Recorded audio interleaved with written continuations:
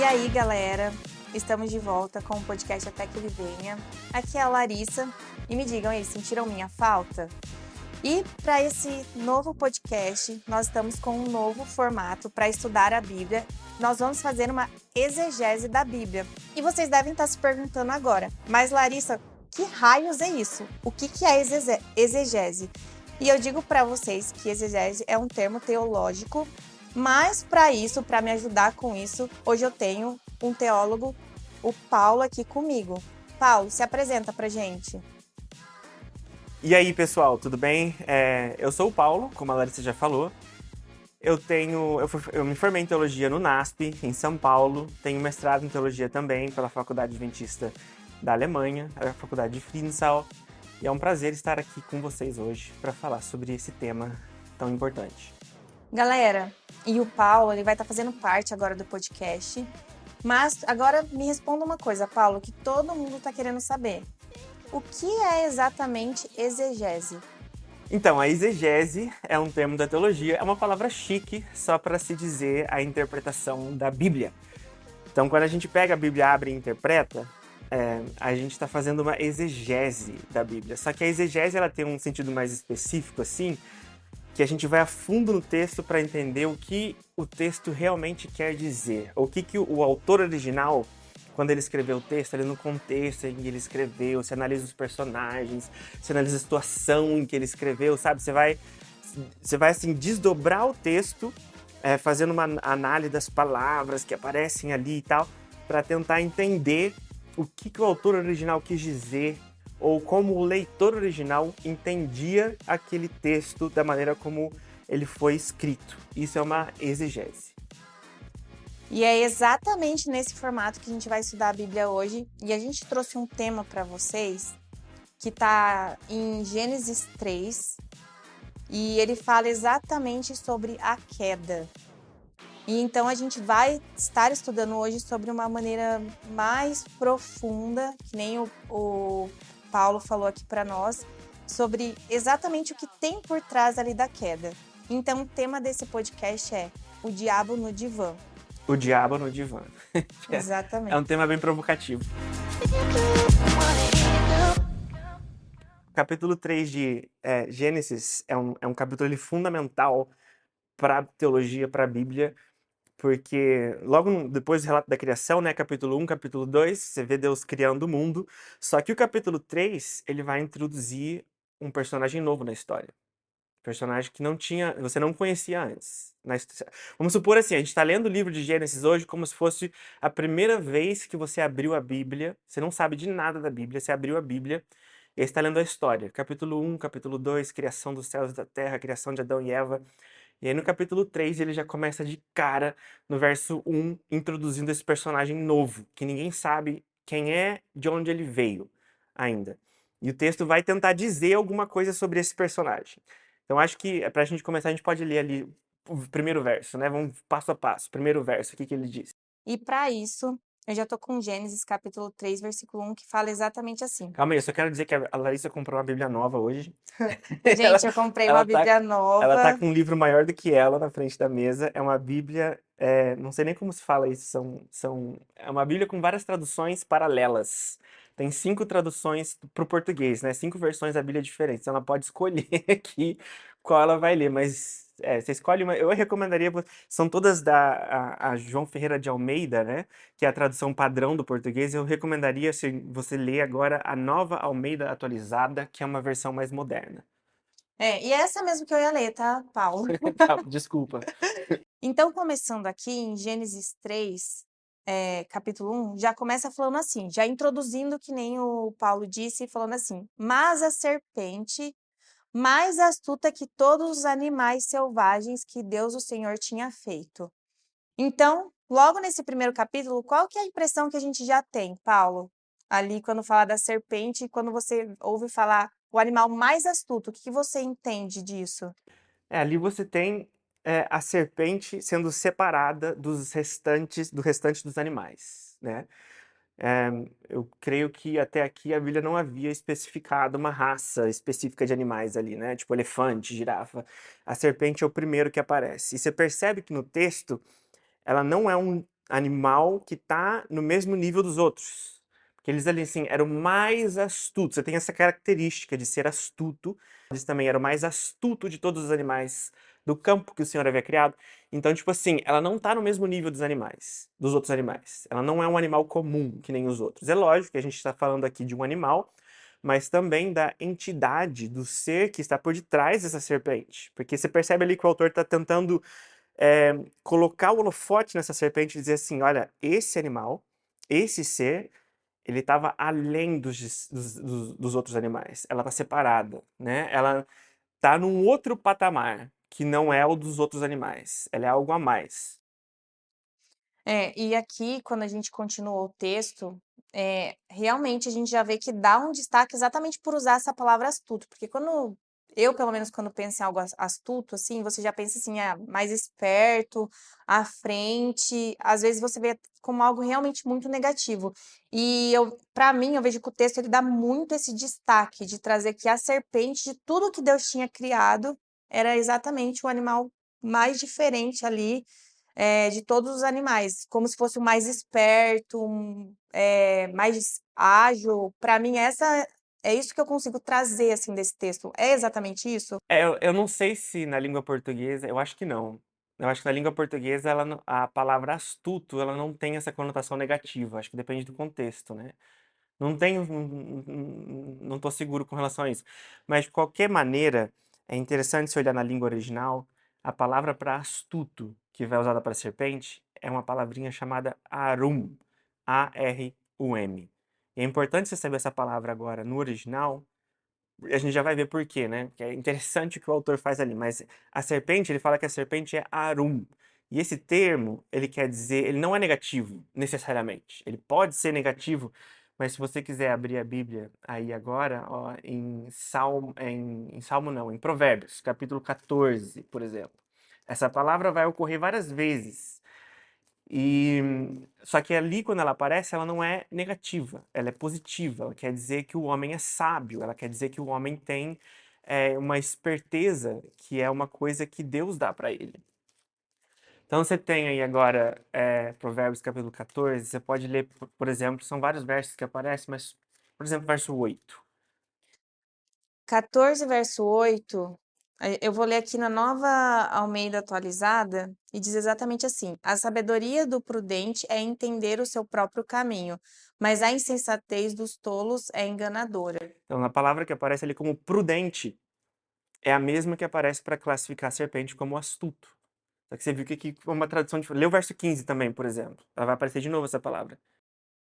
Verso 15: o ingênuo dá crédito a tudo o que se diz, mas o prudente reflete antes de dar um passo. Então você está vendo? Tipo assim, o homem que é arum nesse texto, que é a palavra original, ele é prudente, ele é sábio, ele é inteligente, entendeu? Uma coisa boa. Só que a palavra em si, digamos, ela é neutra, tá? Ela não tem significado nem negativo nem positivo, depende da maneira como você interpreta. E aí quando você lê o texto, você fala assim: ah, a serpente era astuta, ela era inteligente, sabe? Ela era rápida no pensamento. Ou seja, de todos os animais que Deus havia criado, a serpente era mais rápida, mais inteligente. E é interessante que, continuando, quando a gente continua estudando o texto, a gente Na vê. verdade, antes de continuar, Tá, pode ir. antes de continuar, a gente vai voltar. Porque, tipo assim, o que o autor faz, ele não só separa a serpente dos demais animais, mas ele também compara a serpente com o homem. Por quê? Vamos ler um texto antes, um verso antes, do capítulo 3, a gente lê o verso 1, vamos ler ali o verso 24, 25. 25 do capítulo 2. Verso 25 do capítulo 2. Ora, um e outro homem e a sua mulher estavam nus e não se envergonhavam. Aí você fala assim, mas o que tem a ver esse texto com o anterior? E aí que tá, por isso que a gente falou a palavrinha em hebraico. Porque a serpente, ela é arum, ela é astuta. Mas o que esse texto fala que o homem era aqui? Qual a característica do homem? O homem, ele estava nu, não se envergonhava. Ele estava nu. Sabe qual é a palavra no hebraico para nu? É arom. Muito parecido. É quase a mesma palavra, só troca uma letra. Você tem arum com u, que é astuto, A serpente é astuta e o homem é arom. O homem está nu. Só que essa nudez do homem, ela vai mais além ela vai além da nudez física.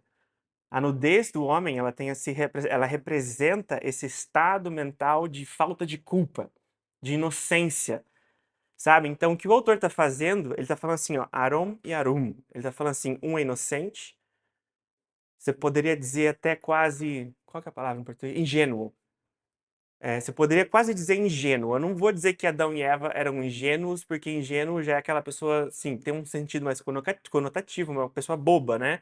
Mas ele está expressando essa falta de culpa, essa falta de malícia. Exatamente, eu acho que essa é a palavra perfeita. Essa falta de malícia que Adão e Eva tinham na nudez deles. Eles não precisavam de astúcia, porque eles não tinham malícia nenhuma.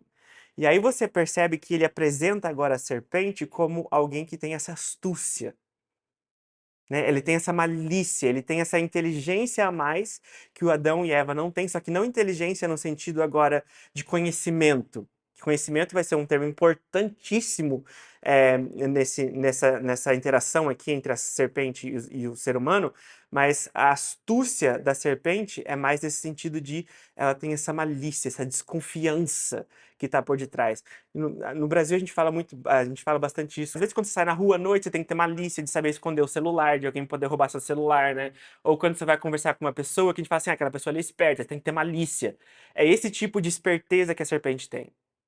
Então você vê o autor ali comparando os dois estados. Só que você para pra pensar, que agora eu vou te perguntar, Larissa, se você compara os dois estados, um é astúcia, esperteza, e o outro é nudez. O homem é representado como sendo nu, e a serpente como sendo astuta. Qual dos dois é melhor? Ser nu ou astuto? Porque eu falei assim, por que que o autor está comparando o homem que é Arom, que é nu, com a serpente que é Arum, que é astuta? E tá dizendo, porque para mim a impressão que dá assim é que a serpente é melhor que o homem, entendeu? Porque ela tá num nível diferente. Mas aí a questão que entrou na minha cabeça, quando eu tava pensando, eu falei assim, olha, no Jardim do Éden não existe malícia. Entendeu? No Jardim do Éden não existe pecado, não existe a necessidade de você andar com a mão, com um pé atrás. É só confiança, é só perfeição que existe ali. Então, tipo assim, se você, da nossa perspectiva, talvez, vivendo no mundo de pecado, já desgraçado pelo pecado, você vai dizer assim: ah, astúcia é melhor do que nudez, na nossa perspectiva. Mas para Adão e Eva, eles não conhecem isso. O mundo é perfeito, eles não precisam ter ali um pé atrás para conversar com as pessoas. Então, assim, a nudez é o que eles precisam. E a astúcia que a serpente introduz no jardim é um elemento que você percebe ali que ele está estranho. É um elemento alienígena ali dentro do Jardim do Éden. Ele não pertence ali, é um corpo estranho, sabe? Porque no Jardim do Éden que Adão e Eva conhecem, não tem espaço para astúcia, para essa malícia. Porque eles não conhecem malícia, eles não precisam ter malícia.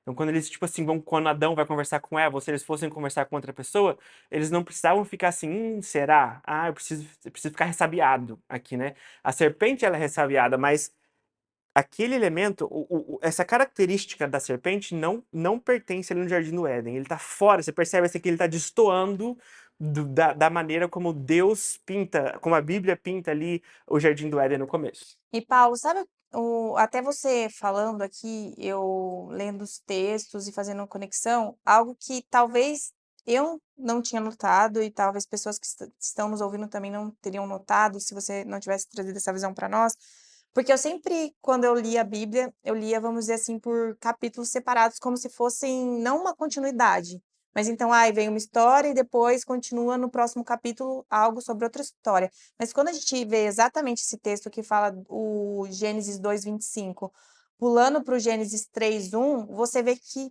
realmente o autor faz essa conexão, porque quando você sai, ele fala do homem e depois ele continua, mas a serpente. Então ele realmente está falando assim, então o homem era inocente, mas a serpente, ao contrário do que o homem é, ela já era astuta. Sim. Então então realmente eu acho que isso que você está falando, ele traz para trazer realmente essa diferença. E eu, pelo menos, nunca tinha. É exatamente isso que a gente faz quando a gente faz uma exegese, né? Você analisa o texto no contexto em que ele está ali, né? Não separado, mas onde ele foi escrito. E contar uma curiosidade para você.